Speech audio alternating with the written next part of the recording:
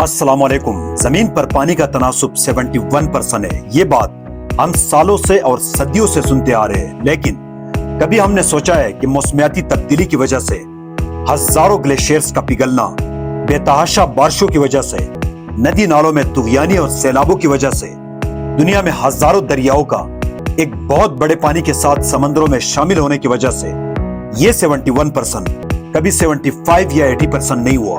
आखिर क्यों? इसके अलावा दुनिया में सबसे पहले पानी कहां से आया होगा? इन सवालात के जवाबात इस वीडियो में हम कुरानी आयात और साइंसी थीरीज के मुताबिक समझने की कोशिश करेंगे। कुरान की सूरत अल मोमिनून वर्स 18 और हमने आसमान से पानी उतारा एक खास मिकदार यानी ठीक हिसाब के मुताबिक, फिर इसको जमीन पर ठहराया, हम इसे ले जाने पर भी कादिर है। इस आयात के मुताबिक दुनिया में पानी एक खास हिसाब, एक खास रेटियो के मुताबिक, यानी अगर 71% कहा जाए तो गलत नहीं होगा, मौजूद है। फिर इसी पानी को चक्कर या सर्कुलेट करके पूरी दुनिया के जरूरियात पूरे किए जाते हैं। अल्लाह की अज़ीमुश्शान कुदरत है कि उसने सूरज और जमीन का दरमियानी डिस्टेंस इंतहाई मुतवाज़न और बैलेंस रखा हुआ है। अगर सूरज थोड़ा करीब होता तो दुनिया का सारा पानी भाप बनकर उड़ जाता, अगर थोड़ा दूर होता तो ये सारा पानी जैम होकर नाकाबिल इस्तेमाल रहता। इस बैलेंस डिस्टेंस की वजह से जब सूरज की तपश झीलों और समंदरों पर पड़ती है तो वहां से एक खास मिकदार में पानी भाप बनकर उड़ता है और ऊपर जाकर बादलों में तब्दील होता है।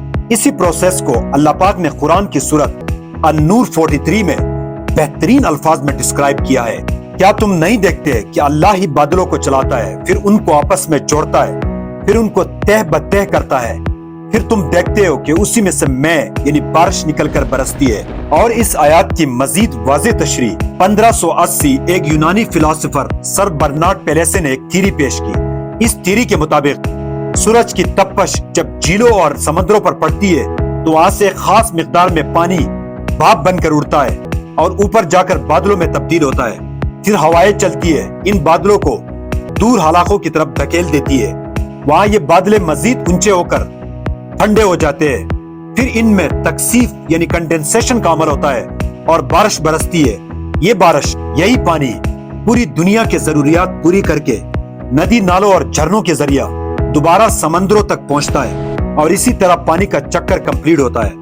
इसको साइंसी दुनिया में वाटर साइकिल कहा जाता है। और इसी वाटर साइकिल की वजह से जमीन पर मौजूद 71% पानी पूरी दुनिया के जरूरियात पूरी करके वापस 71% ही रहता है। लेकिन अब सवाल ये है कि सबसे पहले पानी दुनिया में आया कहां से है या किस चीज से बना है? इस बारे में साइंस दो तरह की थ्योरीज रखती है।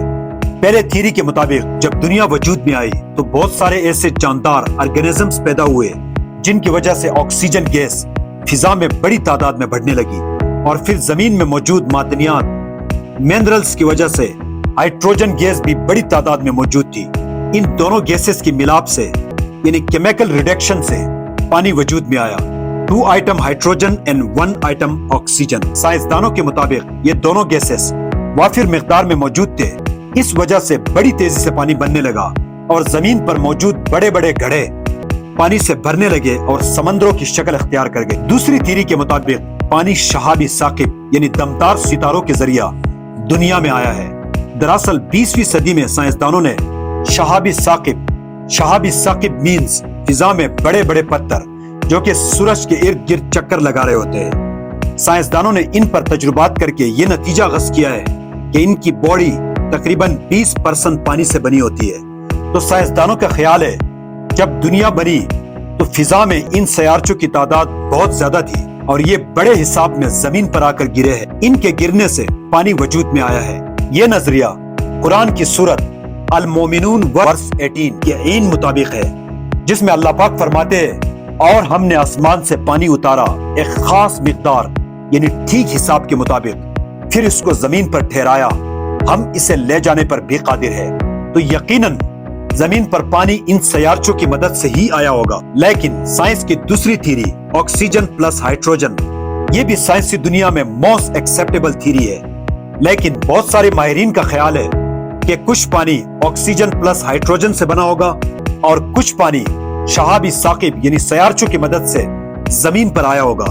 थैंक यू फॉर वॉचिंग, शुक्रिया।